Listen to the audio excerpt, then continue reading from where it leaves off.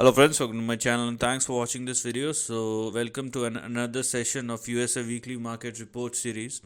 And last week was indeed a very big week because we had the election and the verdict is clear, and market giving not two but four thumbs up to what has happened. And obviously we have a past track record from 2016 to 19 when the stock market or US market made new highs, and we have seen stocks which has performed exceptionally well, and the market is actually moving the way it had in the past, and we have some sense that the market is feeling cheerful and enthusiastic, and we have seen the same as far as the major index of Wall Street is concerned. So with this, let us discuss about what has happened and what will probably happen as far as the US market is concerned. And what I do like is the VIX now trading below 15, which is indeed a good sign. And if it keeps on falling continuously, it will have more positive impact on the market.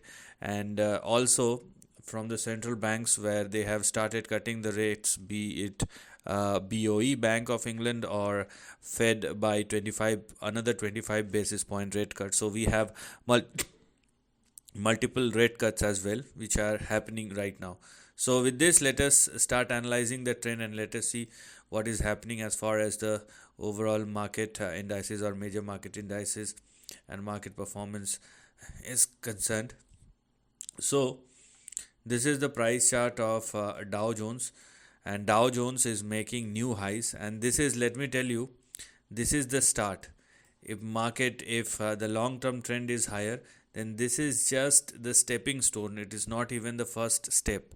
So we do have a fresh breakout at or above 43,500, and now the road towards, let me show it to you.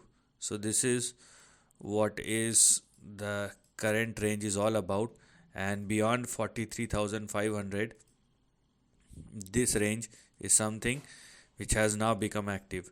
Now what we're going to look at moving forward is this particular range for Dow Jones, and the range which one should look for moving forward may push Dow Jones somewhere in between, let me show it to you, 46,400 and 47,300. So this is the next big range which has now become active as far as Dow Jones is concerned. Now let us talk about the next index, which is NASDAQ. And NASDAQ, I think, yeah, so we have a fresh breakout as far as NASDAQ is concerned, because it's been correcting and consolidating for quite some time. Now we have a clear breakout after a long period. So NASDAQ, the previous high in June, I think, June or July, and then it has crossed its previous resistance in November. So we have a fresh breakout in NASDAQ, and it has happened above 18,743, or let's say 18,750. Now the next big range which one should look for as far as NASDAQ is concerned, so the near as well as the intermediate trend has changed, and you will definitely see some big highs moving forward. So 18,740 is going to be your point of reference, and what has now become active is a range which may push NASDAQ somewhere in between 21,400 and 22,500. So this is the next big range which has now become active for NASDAQ. Now let us talk about S&P 500, the most balanced one, and obviously S&P 500 is the most stable one, and we also have a fresh breakout over here. So all the major index are moving higher, and they are making new highs along with some fresh breakout. So this is a sign of enthusiasm, nothing else. So we have a fresh breakout at or above 5,910, 5,911, and the range which has now become active for S&P 500, because it moves slow both on the upside as well as on the downside. So I mean, for the starters, we have this particular range which is currently active. So enthusiasm all around, and the next big swing for S&P 500 may push S&P 500 somewhere in between 6,300 and 6,500. So this is something which we are going to look at both Dow Jones and NASDAQ, and now S&P 500 is concerned. So everything is looking very good. Now, apart from this, let us discuss about the dollar index, because this will give you a direction, and we have a strong performance in the dollar index.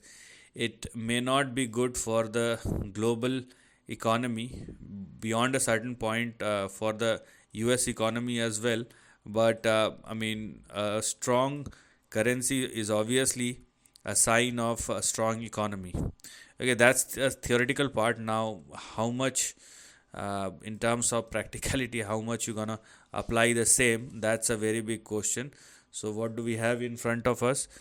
We have this particular range which is currently active, and dollar index now tested the lower end of the range, which was in between 100.8 and 99.7, and now moving towards the resistance, which will be in between 106 and 107.5.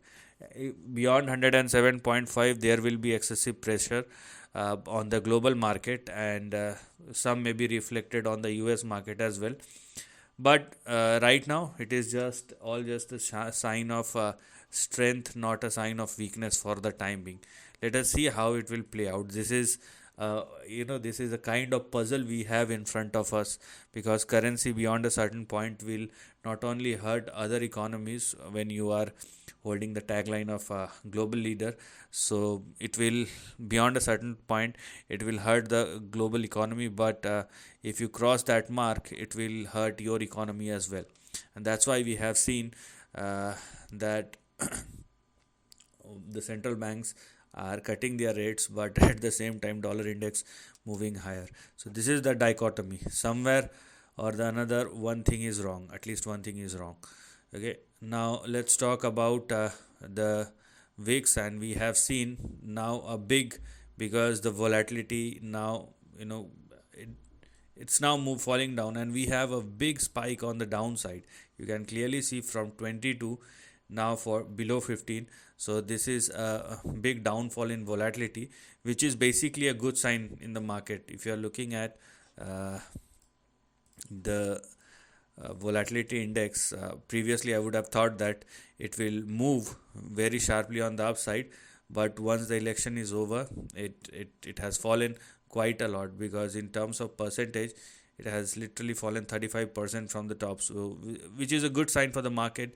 It is an indication of stability, which is clearly visible as far as US market is concerned. So as far as the overall price index or US market is concerned, equity market is looking good.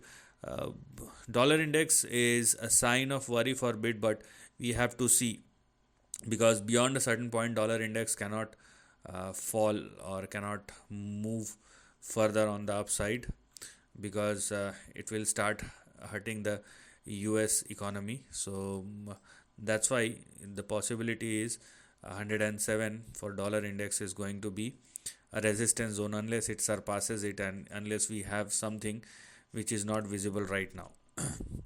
Now let's look at the price chart of gold.